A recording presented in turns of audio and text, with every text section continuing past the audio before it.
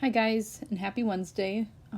Today's lesson is basically just going through and correcting the assignment on double replacement reactions. So if you haven't done this yet, you need to go to the stream portion of the classroom and complete the work that's attached to March 13th. If you were here, then you should have this assignment. Some of you did hand it in, and unfortunately you can't just come pick it up, right? So I sent it to your email. So take a second. There's a few of you from each hour that did hand in that assignment, so I went to the school, scanned it in, and sent you a copy of yours. If you have the ability to print it out, great. If not, that's fine. We can talk about how to work around that if you need to. So, like I said, the goal for today is I want to just take some time to go through and make corrections to this assignment. So I would recommend getting a different colored pen, whatever you have available to you. If it has to be in pencil, maybe box in what you did wrong and write the corrections near it. I'm not taking this in terms of how many did you get right or wrong. It's going to be a completion grade, but what I want you guys to see is what you're understanding and what you're not understanding, so I can kind of gear what we need to do next. So I'm going to go ahead and kind of dive right in. So if you remember, in double replacement, much like single replacement, we have an exchange taking place. The first thing you do is break everything down into its ions and charges. So what we would do is we have lithium and we have sulfur.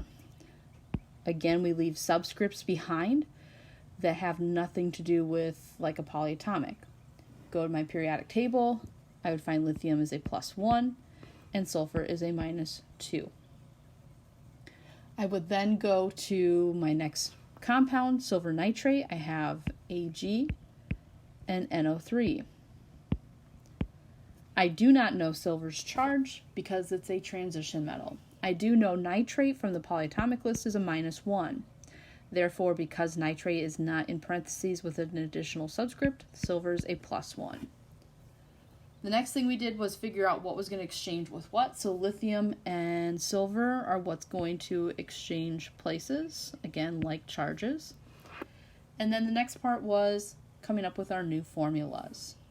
We do that again by crossing down our charges. So I'm going to kind of just work in the space and then clean things up as we go through an example. So I have lithium here. It's a +1. It's going to then combine with nitrate. We have, again, remember, cation always goes first, anion always goes second. So silver should be first, followed by the sulfur. Cross down, I get LiNO3. And I get Ag2S. These are going to be my new products after the replacement part has taken place. I'm going to clean this part of my equation up so I have some room to write. And I'm going to go ahead and fill in my two new products. So I have LiNO3. And I have this Ag2S. Like I mentioned before, the one thing that double replacement are characteristic of is they like to make precipitates. So when we need to figure out what is the precipitate in this reaction. And so with that being said, if you look on the back side of your activity series, otherwise I have it open on the left-hand side of the screen, that is our solubility table. So either get yours out, print out a copy if you can, otherwise add this to your drive. So the next thing we need to do is figure out what is aqueous and what is the precipitate. So what you're going to do is go to that solubility table, and the version you guys have, or the one I gave in class, is that top part. If you take going across the top is our cations. So our first product is that lithium nitrate. So I'm going to go ahead and put a star up here above lithium, and then across the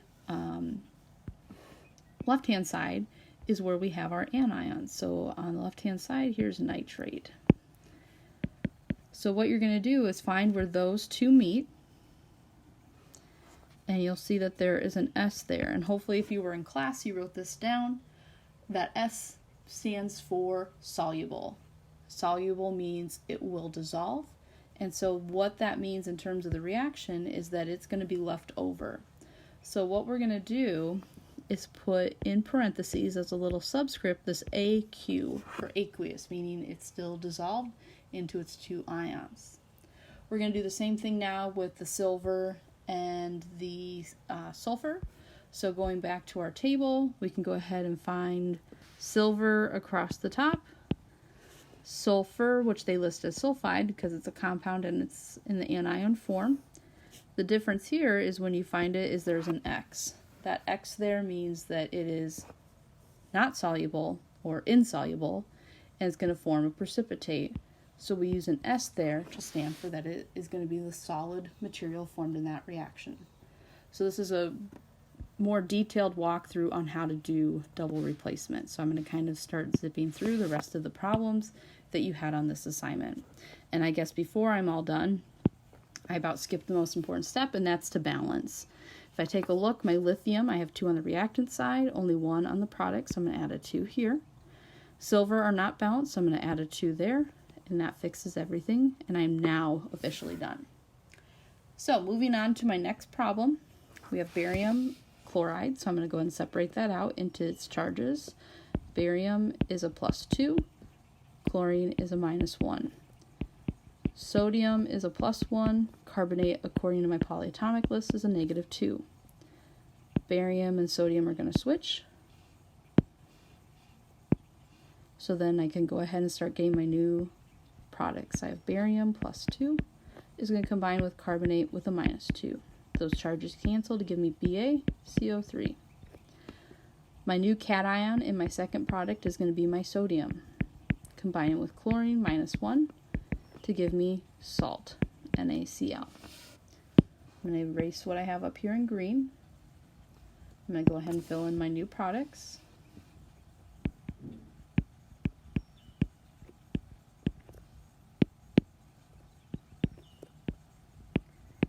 And the next step is to figure out precipitate versus aqueous. And so if I go to my table, find barium and carbonate, let's take a look. We have barium, we have carbonate, there's an X there, and so that means that this is my precipitate, so I'm going to put an S. If you find sodium and chlorine will be found as chloride, we can find that that is an S for aqueous, so I'm going to put an AQ there. Balancing, my barium are good, chlorine, sodium are not, so I can just need to finish that out with a 2 on the product side, and I now have a done equation. Next one we are going to break down. We have aluminum +3 according to the polyatomic, or periodic table I should say, sulfate -2 according to polyatomic. Sodium is a +1. Phosphate is a -3. Recombine, so like charges are going to switch, so aluminum on the product side will now be combined with the phosphate. Sodium is going to combine with sulfate. Charges cancel here. Charges do not cancel here. I'm going to go ahead and fill in my products.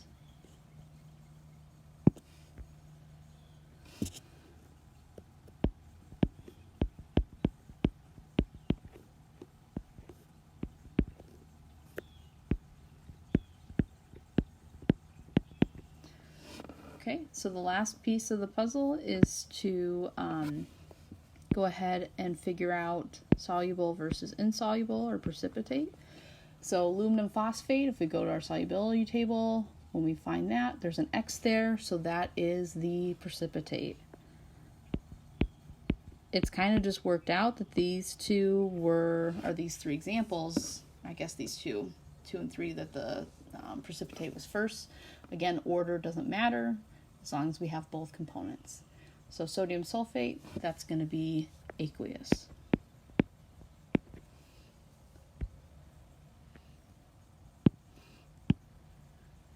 Last thing is let's make sure it's balanced. So aluminum I have 2, so I'm going to place a 2 here. That means I need to put a 2 here to balance out my phosphate. Sodium, I'm going to put a 3 here. And that takes care of everything. I'm going to go ahead and put a 1 there if I want to. You don't have to. It's up to you. Okay? So I'm going to go ahead and take a minute to pause this. I'm going to get a few things filled in for the next equations, and that way you can kind of grade and then ask and reach out if there's things that you didn't get quite correct. Okay, so I have the equations all the way filled in for you. I know it's not the most beautiful handwriting. It was kind of, I should have maybe set this up a little bit different, but we'll make it work. So anyways, if you want to go ahead and take a minute and pause this video, and you can go through and check your answers. For example, number 5 and number 6 in particular, and 7 as well, those did not make a precipitate. Like single replacement, we really should say no reaction, but we're just going to leave it as is. But you should always have, at minimum, if it does make a precipitate, 1. You will never have 2 solid precipitates at once. You will only have 1.